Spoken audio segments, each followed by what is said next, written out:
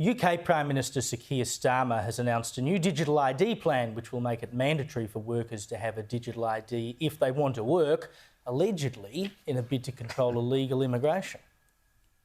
And that is why today I am announcing this government will make a new free-of-charge digital ID mandatory for the right to work by the end of this Parliament.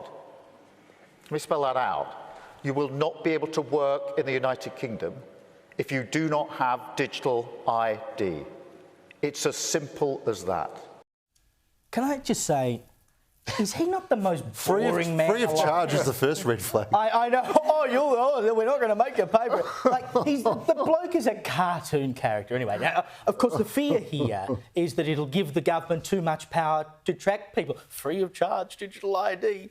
A petition opposing the scheme has already gathered more than 1.6 million signatures. Here's Reform UK leader Nigel Farage. All that digital ID will be is a means of controlling the population, of telling us what we can and can't do, of fining the innocent. And didn't we see it all when we had the pandemic? So this is how it starts, right? You have the digital ID so you can go to work. But then you centralise all the government services onto the digital ID, the one digital place. This has got everything in it. And then you say you can start paying your bills with your digital ID. And then you link your banking to your digital ID. And all of a sudden, everything is connected to this one government service.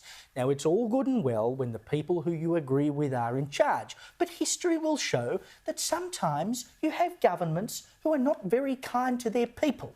And if you centralise all of this in one place, surely you are inviting someone at some point to start picking off and saying, well, you know, you can't have access to that because I've got your digital ID and I control it. And right now in the polls, Keir Starmer is tracking to be the worst Prime Minister in terms of popularity since polling started. So people don't trust what he's saying regarding this digital ID anyway. But the two big questions is, will it be a solution to illegal immigration? I can't see it helping at all. And then will it give the government too much power and monitor people? And I think the answer to that is yes. And one thing about the UK is that their shadow economy is 10.8% of their GDP.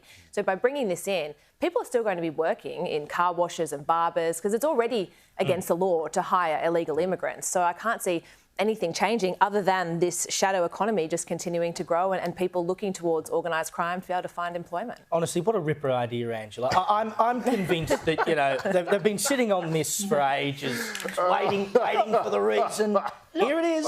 Playing devil's advocate here, and I think what you were saying is that you worry about mission creep, that the reason for having this, the creep that occurs once you have that information. Look, Starmer has to do something about immigration, and this is his first early thoughts on it. Denmark has a card. We apparently have this card. I didn't realise that we have an ID card. I went into, there is an ID that you sign up for. But it's not compulsory. It's not compulsory. Look, the fact is that in Britain, multiple people are using the same national insurance card to put as the means to claim an income, that they're going under the table, as to your point about the shadow economy, but they're illegal immigrants. He has to start somewhere. His policies on this have been hopeless. Farage has a lot of power.